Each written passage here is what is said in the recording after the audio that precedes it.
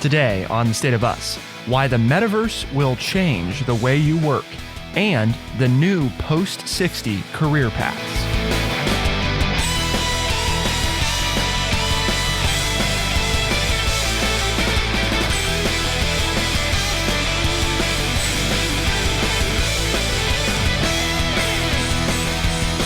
Welcome to The State of Us. I'm your host, Justin T. Weller, joined, of course, today by the one and only, the friendly redneck liberal and senior resident historian here at True Chat, Mr. Lance L. Jackson. Today, we're going to look at how virtual meetings that feel real, new ways to build and teach, plus jobs you haven't heard of, all of it soon won't be science fiction. It'll happen in the Metaverse. And we'll also talk about how workers 65 and over will account for more than 60% of projected labor force growth from 2020 to 2030. A lot to dive into in the future of work, both new technology and older people getting involved in the workforce.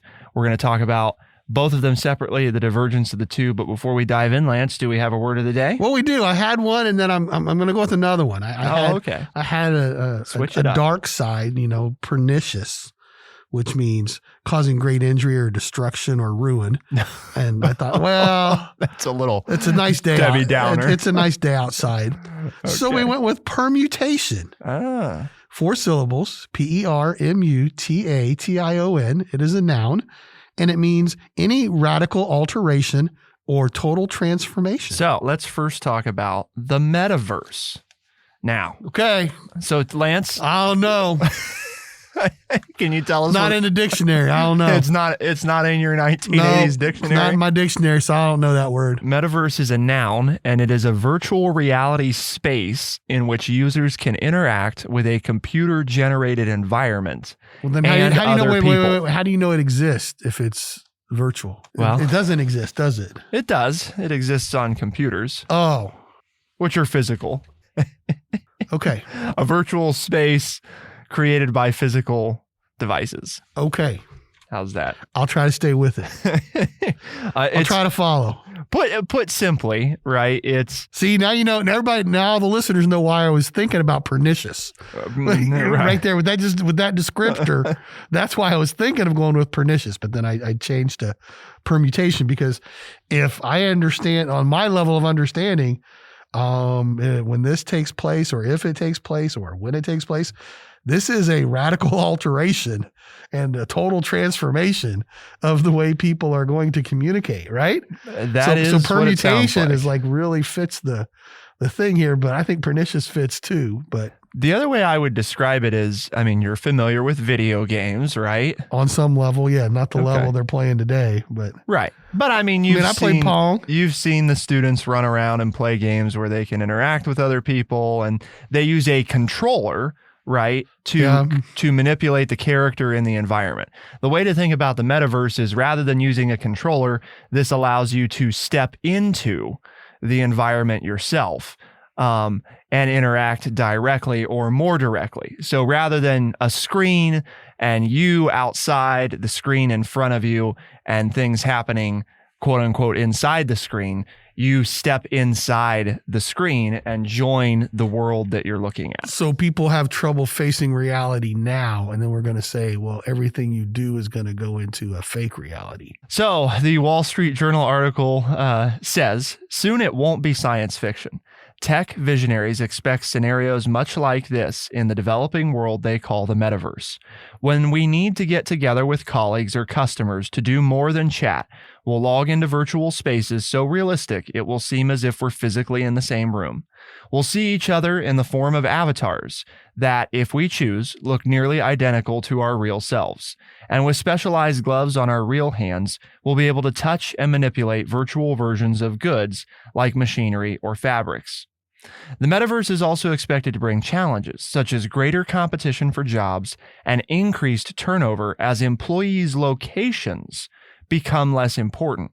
Employers could more closely monitor workers' behavior, raising privacy issues, and virtual offices will grapple with the need for new rules. For instance, avatar dress code. Lance is shaking his head, ladies and gentlemen. So this is like when my sisters were playing dolls and they could change out the clothes on their dolls.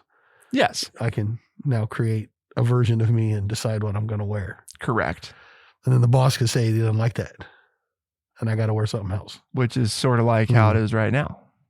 The difference is that, you can hit a button and change, and you could still be sitting in your underwear at home, but your avatar is clothed. Well, my avatar is dressed. Your avatar. Well, maybe not. I mean, I don't know where you're working, but your avatar is probably dressed. So can I be sexually harassed by my avatar? Well, or am I charged with that, or is that my avatar that did it? You are in control of your avatar, right? So the computer is. No. Especially with artificial intelligence, the computer, what happens if the computer takes control of the avatars? I'll tell you what, if I live long enough that this comes to fruition, I'll get a job with an avatar. Yeah? Yeah. The commitment is here on the State of Us today. If I live long enough, I'll try this once. It's on tape, as some might say. I'll get an avatar job. There's no tape. It's just the computer holding it. But yes. Well, I mean, in fairness, I'll try it. What the heck? The metaverse is here in small ways, right? Really, what we're talking about is the more actualized version of it, an entire permutation of the existing social world. And when we say social, I'm not just talking about things, right, like Facebook or Twitter or Snapchat or TikTok.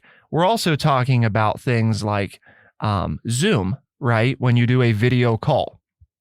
I don't know about all of you out there, but I am not a big fan of video calls. I don't like them very well. But why not? They're all right. I did them. They're okay. What this is hoping to do is saying that would be sort of a thing of the past, right? There would be no need if you could simply just step into the meeting across spaces. That would be quote unquote better. Okay, explain this millennials comment here. Mr. Longwood, 35 years old, who lives in Houston. We could have real back and forth conversations and not have to take turns talking like on Zoom. Aren't you supposed to shut your mouth when somebody else is talking and listen to them? So wouldn't it be the same? What's the difference? Because this is a quote. What's the difference between a real back and forth conversation and taking turns talking? I think part of what they're discussing, and we talked about this a little bit during the pandemic with the rise of, and in fairness, Lance and I communicated that way for many months, right? I mean, we worked and did the show that way for many months. I think you make fun of me, but I've ventured into some of this. You know? I've ventured out there. I've seen it. I've seen what the computer will let me see. That's right. But I think part of it is there is a difference too between if there's two people, right, on a video call versus say 5 or 6. And the main reason is, and the science backs this up from, the video call experiences, video calls still have yet to be able to replicate the value of the in-person interaction, with being able to see everybody in the room, track facial expressions more quickly and in real time, and allow the back and forth I think they're referring to has more to do with, yes, you shouldn't talk over somebody regardless, but it's frequent in an in-person meeting for people to be able to pick up better on facial and social cues and quickly insert something, because especially like if it's a brainstorming session, the data tells us that usually people find video calls for those purposes to be less beneficial than being able to be in a room where you can actually see everybody at once and, communicate faster. Some other changes. The jobs you haven't heard of. Some jobs that emerge may not even exist today. Before the internet, and I thought this was an apt point, before the internet, would you have ever guessed there would be people called social media influencers making a living? With the metaverse, it's likely that new job categories will be created that we don't have visibility into just yet. That's a given. I mean, I don't think that's earth shattering. Anytime there's new technology, you're going to have jobs, right? I mean, or jobs change. I mean, there weren't people that did coding before there were computers. Exactly. And other jobs are going to just take on new form. I mean, there were cab drivers back when they had horses, right? And then they had cars. And so then cab drivers drove cars instead of driving a team of horses or a carriage with a horse or whatever. And then that advanced. And now we say, well, you can drive your own car and, work for Uber or Lyft or whatever. So, yeah, I mean, when technology changes, yes, there are new jobs that will come into existence because of the technology, and jobs that you currently do will form and change a little bit based on what the new technology needs or allows for. Like they mentioned here about, real estate agents and different things like that they could show you places without you being there. I just like, boy, there's just something about that in-person experience though, before you go to buy, that you get to see and open the closets and you get to look instead of what their camera shows you. That would be the evolution of the metaverse. Yes. Initially, no, right. Like if you do that today, probably not. But I'm sure that is, as the technology gets better, right. That is part of what they want. As the permutation takes place, you'll be able to do all of those things. Right. And we have some versions of this already. If you've gone to buy a house recently, or if you've gone to select a wedding venue recently, you may have done a virtual 360-degree tour of the property, right?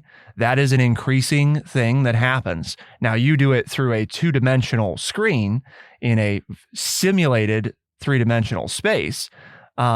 But that is not at all unlike what you're talking about. The difference is, instead of using a mouse and having to click about and rotate the screen and move from spot to spot, in the metaverse, you would simply put on your headset and you would walk through the environment and open the doors. And I'd have to dress my avatar and we would walk through the house and look at things. If it's a private viewing, you wouldn't have to. Okay. Yeah. So there would be no rules for avatars if it was if they send you a private link, tour, you're just going through at your own pace, and there's nobody else there. I'm not sure that doesn't seem right. I think your avatar should always be dressed. Well, you could always have your avatar dressed if you want. But I guess I shouldn't put my moral values on other people, right? Maybe they want to tour the house. Yeah. I mean, if they are people that generally live that way in their home, maybe they need, the as close to authentic experience as possible. So the other component, and I think this is one to realize, where is the metaverse right now? And where is it primarily being used? Wait a minute. Isn't that an oxymoron? How so? Isn't the metaverse anywhere that you decide you have a computer? And so how can it be? Well, yeah. In a certain spot. Metaverse could be anywhere. Technically, if we want to get real technical about where is the metaverse lives on the server farms. Kind of like the cloud, right? In the physical locations. Is this my new cloud? Yeah. The metaverse is in the cloud. Oh my God. You lost me there. I just started to understand the cloud that doesn't really exist, that holds all this information. But now metaverse is in this cloud that doesn't exist. Okay. Okay. I'll work on that during the break. I'll work on that during the break and see if I can comprehend. We're going to talk about how the metaverse is being used today, because we talked about the virtual 360 tours, but there are already job fields where the metaverse is being deployed. What are they? And is that a good thing in those environments? And what about the privacy questions? We hinted at them already, but these are the ones that Lance loves. So we've got to talk about that. And of course, what do post-60 careers look like, especially in the face of the metaverse? To find out, keep it here on The State of Us, and we'll be right back.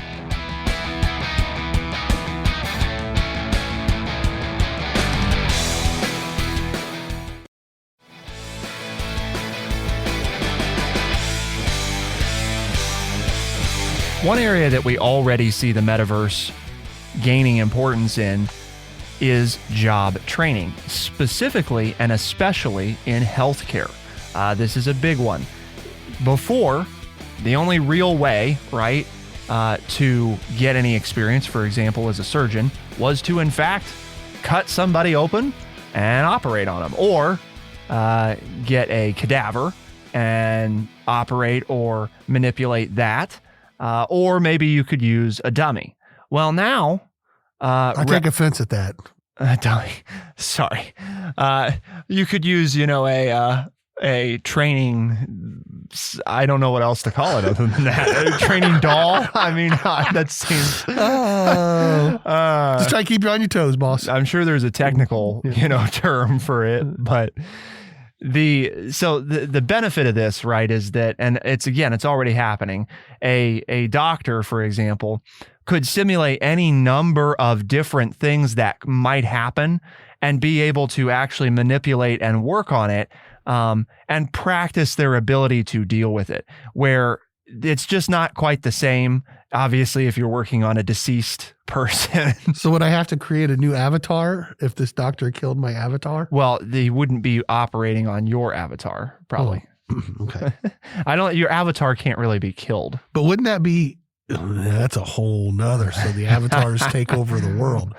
Well, they're not, the avatars aren't sentient. They are simply yourself in the virtual world that is reacting based on what you tell it to do. What if I create multiple avatars?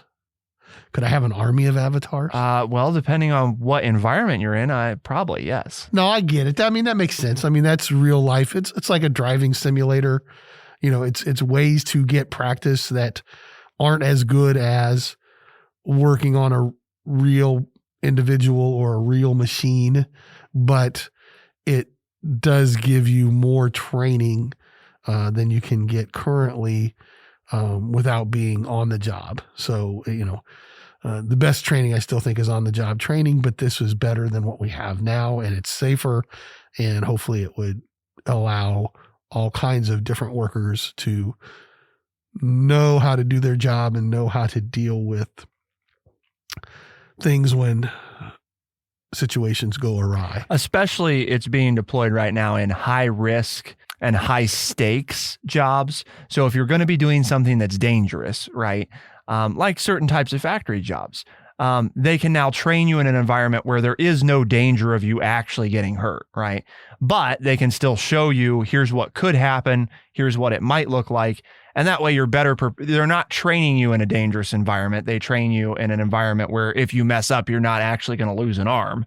And that way, that part of it is safer. So the other place that we're also seeing it, of course, is in aviation. It's been in aviation for quite a while. Simulator time actually is allowed to count as a real portion of your flight training time. It is both cheaper and, of course, if you're at all concerned about the environment, it's a much better alternative to spending all those many hours in a plane, actually, in a physical plane up in the air. So, and same principle there of you can actually practice certain things that you might not at all practice in a real environment because of the danger of practicing that particular scenario. So there's a lot of those different fields that are already making use of it in some way, and it'll only, of course, increase as the technology itself gets better. But the last thing, Lance, and this may be the one that he's been waiting for the entire time, are the privacy questions. The article says, along with advances in work and training, the metaverse could provide organizations with an exponentially more powerful tool for oversight and surveillance. Your boss might miss seeing you roll your eyes at an in-person or video meeting. In the metaverse, if eye tracking is enabled on your headset, that expression can be recorded and logged. If coupled with data about body temperature or heart rate from a smartwatch, the information could be used to try to infer a worker's emotional state. And this, of course, goes on to basically saying, as a manager, you would have a real-time dashboard of who's paying attention, who's not paying attention. You'll get a nudge as a manager saying, I notice Bob seems to have a confused look on his face. Now might be a good time to ask what he's thinking. Or Jill hasn't talked in the last 30 minutes. You should invite her to get involved. So now that side of it, right? I mean, just that statement right there, that sounds not so bad. The larger side of that is how and can you draw a line? If you allow that, where and when does it stop, right? What should they have access to? People don't even realize, right? I mean, I've become aware of that, of all the different things as far as privacy that we've given up with phones and computers and everything else. And I think, it's very dangerous. It's a slippery slope, and I think we're already sliding down it.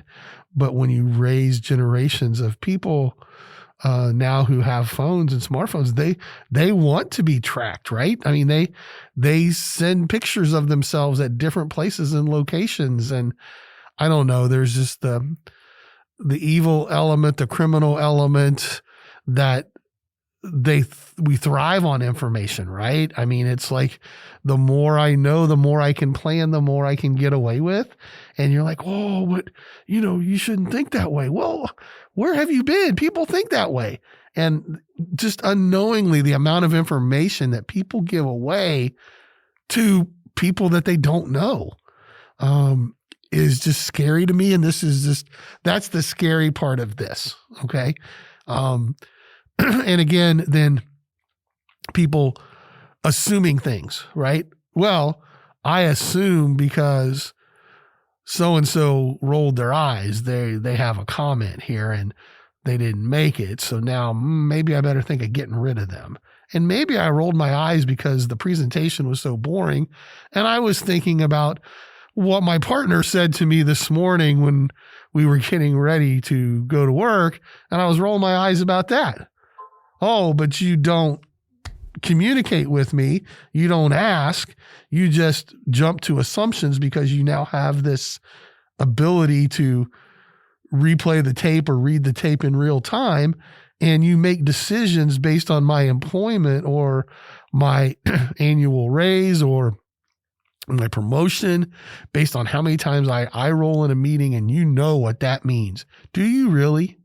Even with all this other stuff, do you really know what it is? Oh, well, but they know when you're getting agitated because it's your blood pressure. And okay, but do you know why I'm getting agitated? Do you take the time, or will you take the time to discuss with me why I got agitated? Might have nothing to do about the meeting, but they mentioned something that caused something to trigger in my brain and say, oh crap, I still have to write those checks for the tax bill that's coming due here.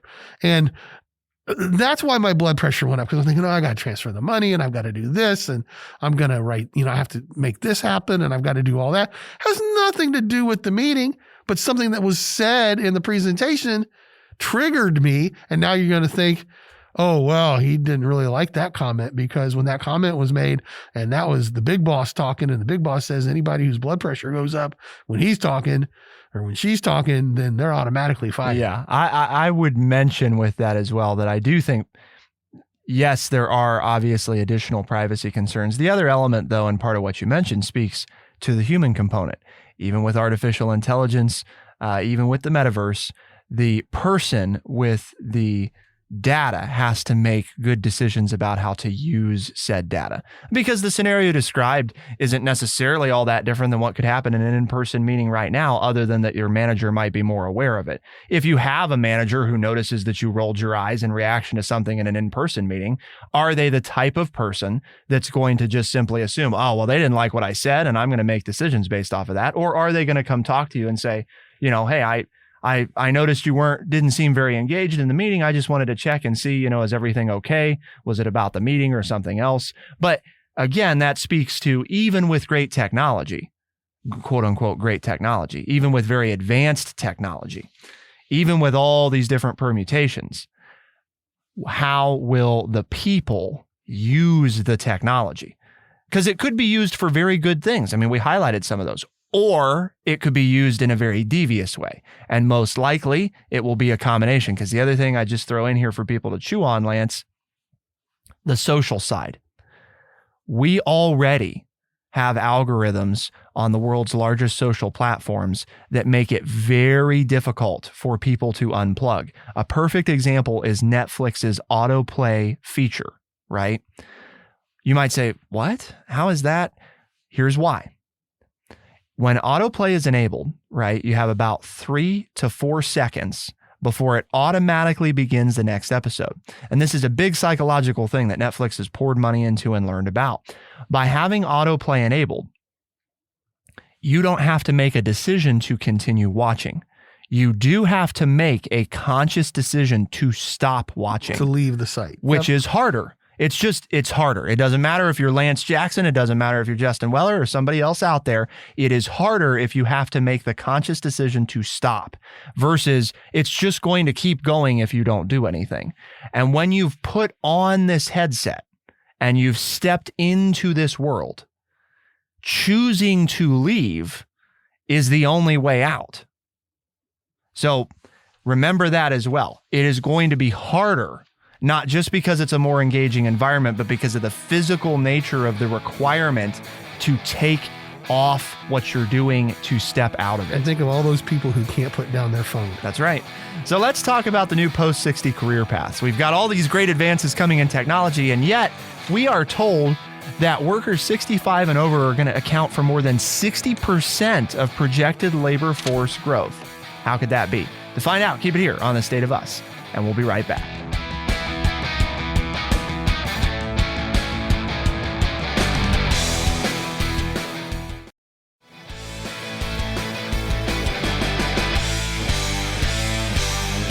The new Post-60 career paths.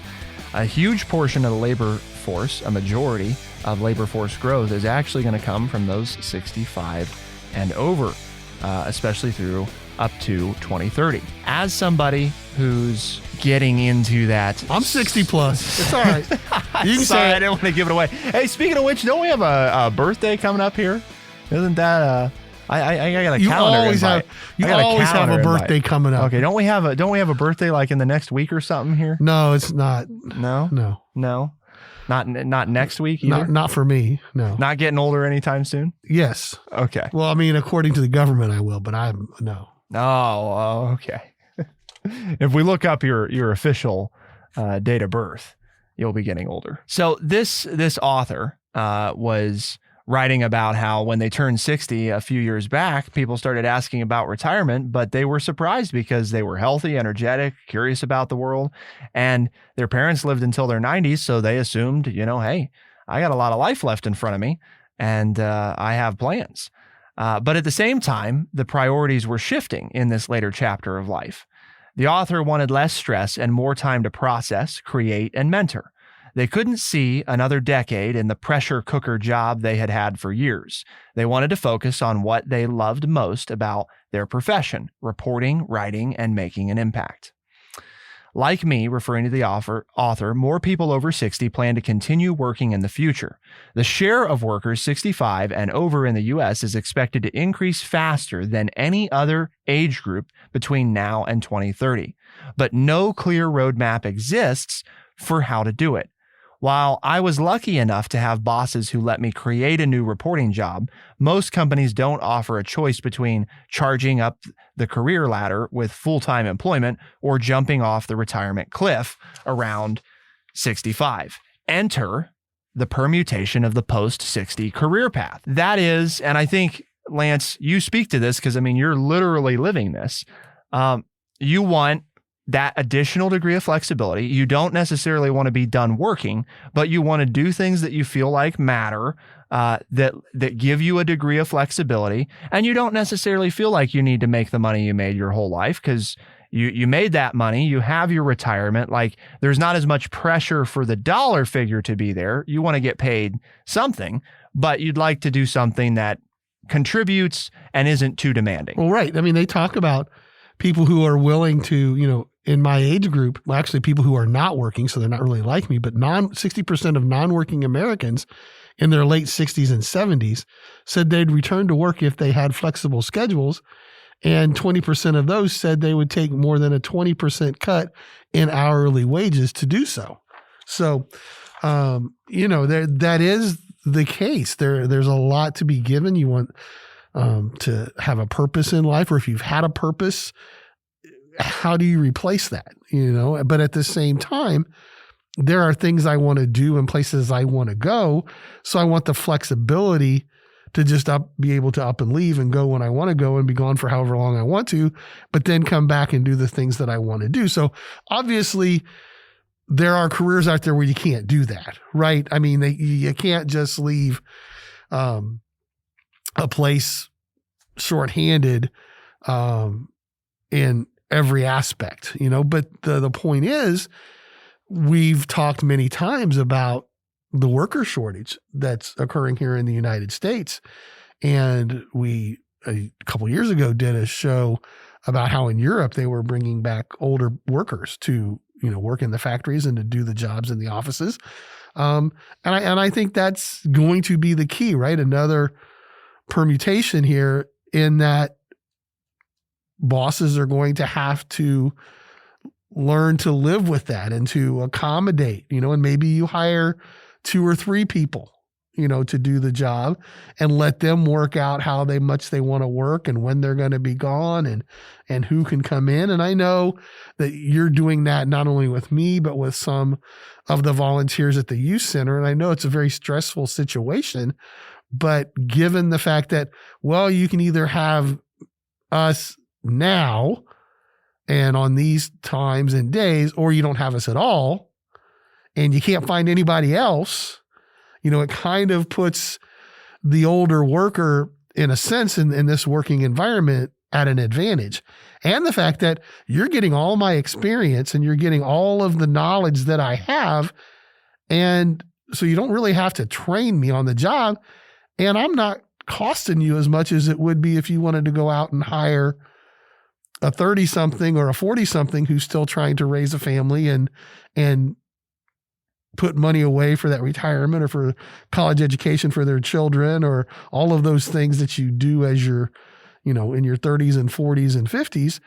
Older workers are like, yeah, I just need to make some change so I can go do this, or I can, buy Easter baskets for my grandkids and candy and all this kind of stuff. I mean, it is a totally different environment when working with an older worker who is retired or has the ability to retire, but isn't ready to give it up yet, but still wants to dabble in retirement as well. There's a lot of benefits to employers, not the least of which is they have a lot of positions they need to fill and they can't seem to find enough people to fill them. So, I mean, that's an inherent benefit of whether they're old, young. More workers is a good thing because more workers are needed. So that's definitely a chief benefit. The other one, like you highlighted, I think is a key of if you can actually get people who just a few years ago were making 4 or 5 times what they make now, who are willing to still work. Now you have to be willing to cede ground, right, on a lot of other fronts that you may want. Like you may be looking to hire 1 full-time person and instead you have to hire 3 part-time people because you can't find 1 person that's willing to do the full-time job. And there's cost considerations for that, right? I mean, there's a lot of things that go into it, but there is definitely the whole labor force right now. There is leverage on the worker side. Part of it is also going to require employers to get more creative as well with benefits because, and Lance and I have talked about this some, one of the biggest challenges with moving into retirement is what ends up becoming the cost for a lot of older people of their health insurance. That can be a very, expensive thing. Yes, you may end up getting Medicare or some version of it, depending on, what industry or field you were in. But for a lot of people, that's inadequate, right? Medicare is not enough all on its own to take care of everything that you need. So you end up needing something supplemental. So one thought has been, well, you have higher insurance costs, obviously. Employers looking at that and saying, well, I don't know if I want to hire this old fart because, if I have to pay 3 times in insurance for this one old person, I don't know if that offsets, the value.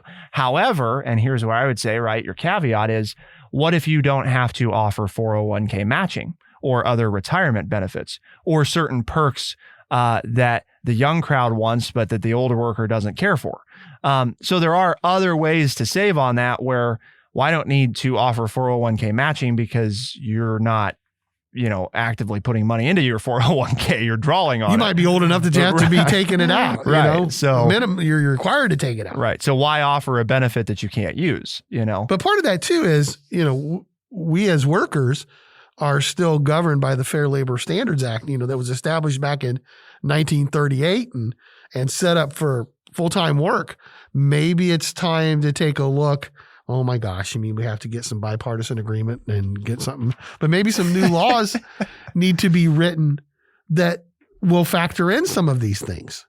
because there's also that piece that if you're on Social Security or something like that, if you make more than X amount of dollars, then you start to lose benefits.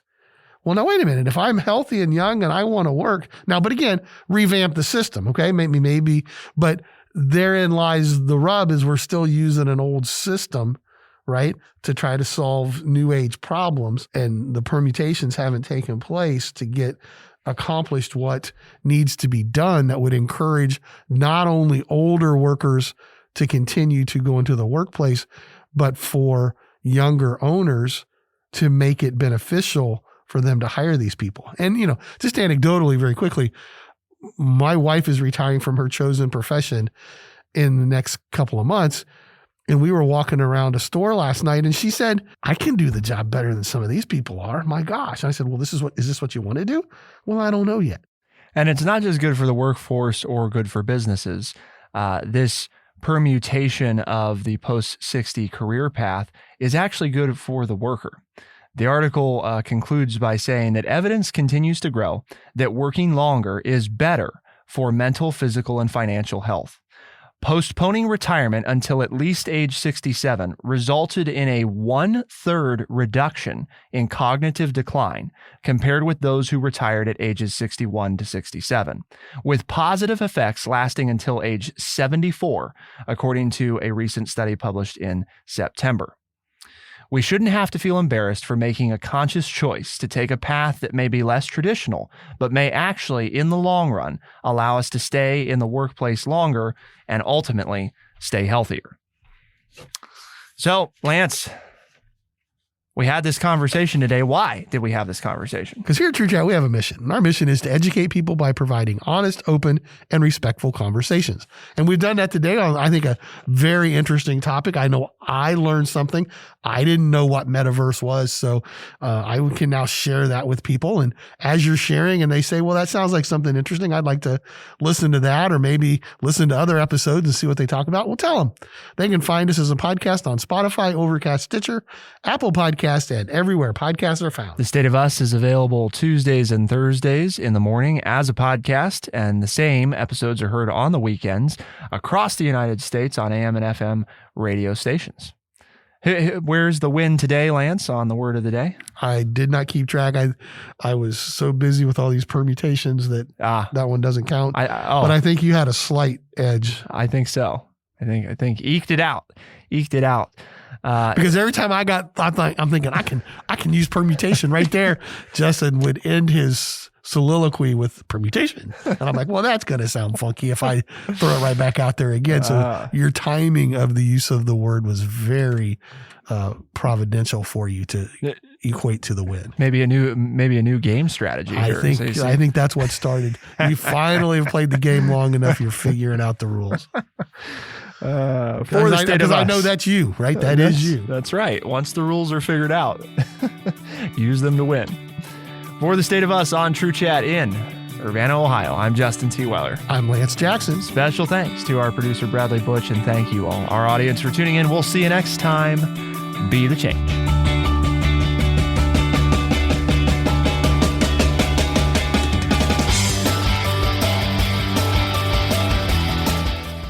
Be sure to check out our website, thestateofus.org, for books, articles, and all the ways to tune in. thestateofus.org.